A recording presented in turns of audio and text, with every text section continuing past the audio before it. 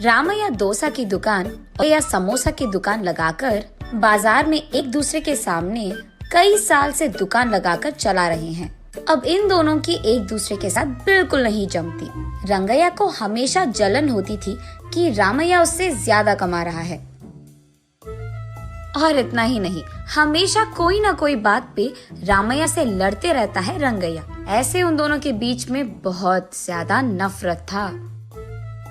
एक दिन शहर में पढ़ रहे रामैया का बेटा रमेश घर आता है। अगले दिन वो अपने पिता के बाजार में लगी दुकान के पास आता है। वहाँ चल रही व्यापार को देख रमेश अपने पिता से ऐसे कहता है, पापा, आप हमारी दुकान में ज्यादा ग्राहक लाकर ज्यादा पैसा कमाने के मार्ग नहीं सोचते हो क्या? अब जितना मेरा सोच है उसी में चल रहा है बेटा। जितना भी मेहनत करूं वही कमाई मिल रही है। पापा, मेहनत से नहीं, चालाकी से कमाए जाते हैं पैसे। शहर में इसी डोसा को दुगने दाम में बेचते हैं, पता है आपको? अब शहर के दाम में यहाँ कैसे बेचेंगे बेटा? अगर दाम बढ़ा भी देना तो कोई भी खाने नहीं आएगा। पापा, मैं ये नहीं कह रहा हूँ कि शहर के दामों में यहाँ बेचे, बल्कि ये कह रहा हूँ कि ऐसा कुछ करे कि शहर का लाभ हमें यहाँ मिले।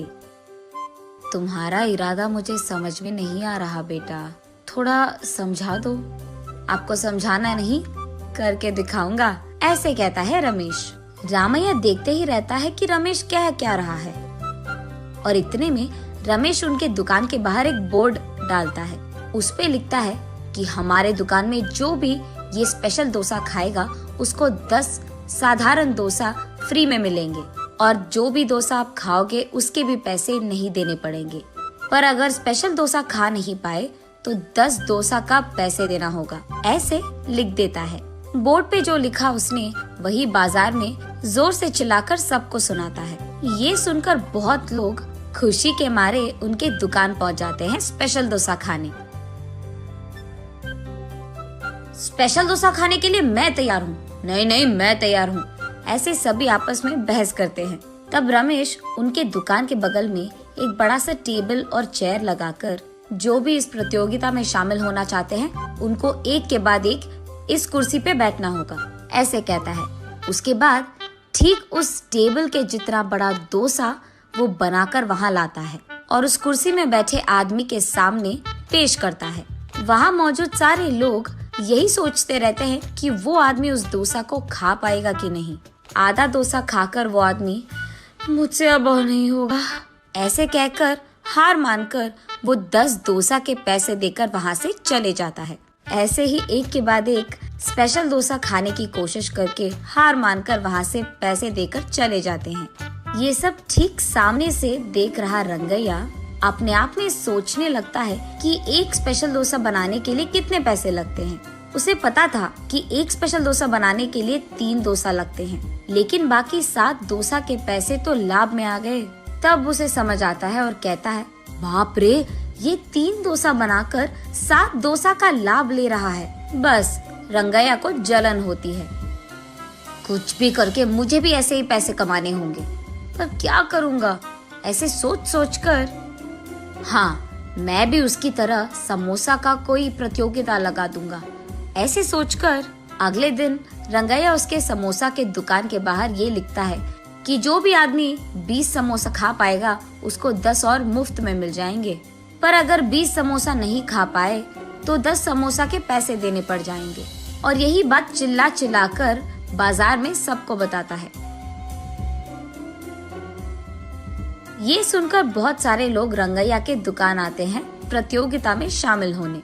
जो लोग आते हैं उनमें से कई सारे आसानी से 20 समोसा खा लेते हैं और रंगैया के अनुसार ही वो 10 और मुफ्त में ले लेते हैं और वहाँ से चले जाते हैं। ये देख रंगैया को चक्कर आ जाता है। शाम से पहले ही आधे से ज्यादा समोसा खत्म हो जाते हैं। उसके बाद कई सारे लोग वहाँ पे आकर, हम भी खाएंगे समोसा, हमें भी दो, कहते हैं। इस कारण रंगैया को बहुत गुस्सा आ जाता है, इसीलिए वो उसके दुकान के सामने से बोर्ड हटा देता है। वो किसी को मुंह दिखाने लायक नहीं रहता है, इसीलिए बंडी को लेकर अपने घर की ओर बढ़ते रहता है। आज तो मैं 1 भी रुपए नहीं कमाया और उल्टा जो भी समोसे थे वो भी बेच दिया मुफ्त में। उसे चक्कर आकर वो नीचे गिर जाता है। आंखें खोलने पर रंगैया एक अस्पताल के बेड पर रहता है। उसके बगल में उसकी बीवी रहती है। मुझे क्या हुआ, मैं कहाँ हूँ? ऐसे पूछता है रंगैया। आपको चक्कर आकर नीचे गिर गए थे, कोई अजनबी आपको यहाँ छोड़ गया, ऐसे कहती है रंगैया की पत्नी। छा, आज सब कुछ नष्ट ही हो गया, सब बुरा हो रहा है। अरे क्या हुआ जी, आप इतने गुस्से में क्यों हो? वैसे आप शाम तक घर की मुंह भी नहीं देखते हैं, लेकिन आज दोपहर से पहले आपके समोसे खत्म हो गए और आप घर भी आ रहे थे। इसलिए वो जो कुछ भी हुआ अपने बीवी को समझाता है। हाय भगवान, मेरा मूर्ख पति, आप बस ये सोच रहे थे कि कितने डोसे बेचने पर उनको कितना लाभ मिल रहा है, लेकिन आपने एक बार भी ये नहीं सोचा कि कितने समोसे बेचने में आपको कितना लाभ आएगा। ये प्रतियोगिता शुरू करने से पहले आपको ये सब सोचना था, आपने सोचा भी नहीं, ये तो होना ही था। तब रंगैया को समझ आता है कि किसी और को देखकर हमें वही काम नहीं दोहराना चाहिए और पहले खुद की देखना चाहिए।